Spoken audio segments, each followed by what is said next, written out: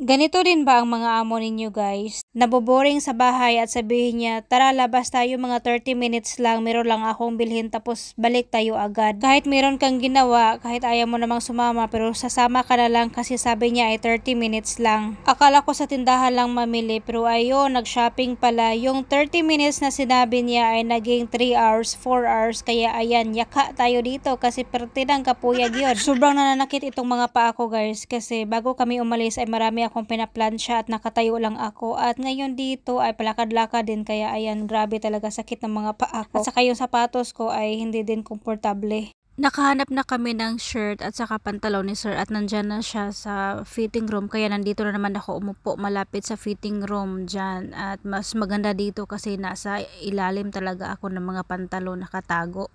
At itong alaga ko hindi nagsawa sa pag-video sa akin dito, o 'di ba? Napaka-supportive talaga. At medyo konti lang yung mga tao ngayon guys, kaya hindi ako nahiya na mag-upo-upo dito. Sobrang sakit na ng mga paa ko kaya hindi ko na mapigilan yung sarili kong umupo dyan kahit saan. So yan guys, nandito kami nag-shopping at sobrang pagod na ako guys. Kasi kaya na pa kami yung paa ko, sobrang sakit na. Nag-red na. Yan, paa ko. Oh, sobrang sakit na dito yung kuko ko. Ano ba yan? Basta. Oh, sobrang sakit na guys kasi akala namin ay madali lang kami matapos. Oh, tignan niya. Sobrang pagod na guys. Nandito ako sa ilalim ng mga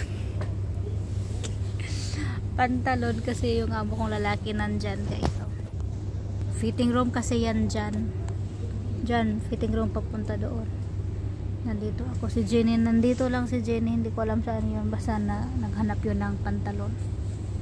Ayan. So ako ay dito lang muna kasi sobrang sakit na lang pa ako.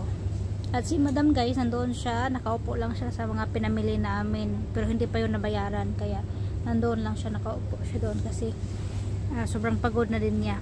Meron pa kami, merong mga perfume, merong mga makeup si Jenny binili. Ayan si sir. Nag-fit.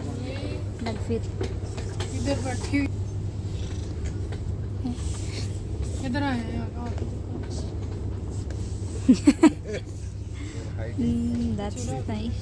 That's okay? Yeah, class, finish. That one okay. Shirt. Shirt okay.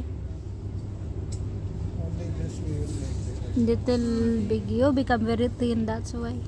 But that is nice. You can cut little this pant to it become okay. Hi Jenny.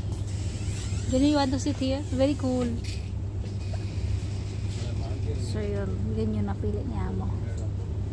Kasi Father's Day na, kaya sabi namin nagbili siya ng bagong damit kasi hindi yan siya mahilig magbili ng damit guys.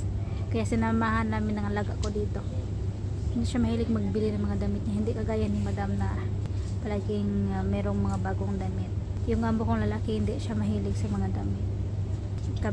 Yung cabinet ni madam at ni sir puno ng mga damit ni madam.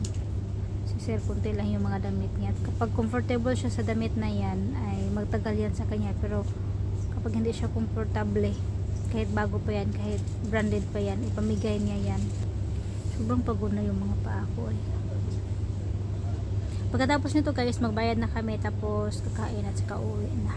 Sa wakas, may napili ng pantalon at saka shirt itong amo kong lalaki. Kaya ayan, binalikan na namin ang amo kong babae dito. At ito na yung hindi pa namin nabayaran na perfume. Set na yan siya guys. Naka-sale yan. Kaya 3 yung binili ng amo kong lalaki. At pagkatapos ay pumunta na kami sa counter. At nung binayaran na ng amo kong lalaki yung shirt at saka pantalon ay naka-sale din pala yun guys. Buy 2, get 1 free pala yun. Bumalik kami para maghanap ng 2 kulay na shirt at saka ng pantalon. Pero hindi na kami nahirapan kasi alam na namin yung sizes. Nagtawanan kami pabalik sa counter kasi sabi ni sir gusto lang daw niyang bumili ng isa, pero ayan 3 pantalon at 3 shirt daw yung nabili niya, na budol daw siya dahil sa sale. Pagkatapos namin magbayad ay bumaba na kami at nakita namin tong sandwich sa baba kaya dito na lang kami kumain. Ayaw sana ni madam na dito kami kakain kasi yung weather namin dito ngayon ay medyo dusty kaya ayaw talaga niya dito kakain, pero no choice siya kasi kaming lahat ay gutom na at yung alaga ko hindi na, wala na sa mood kasi kasi gutom na siya. Tingnan nyo naman yan.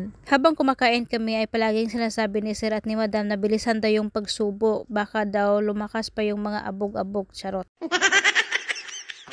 Dusty weather kasi guys kanina, grabe, at saka medyo mahangin pa kaya binilisan na namin yung pagsubo. Wala na kaming pakialam sa mga tao dyan sa paligid.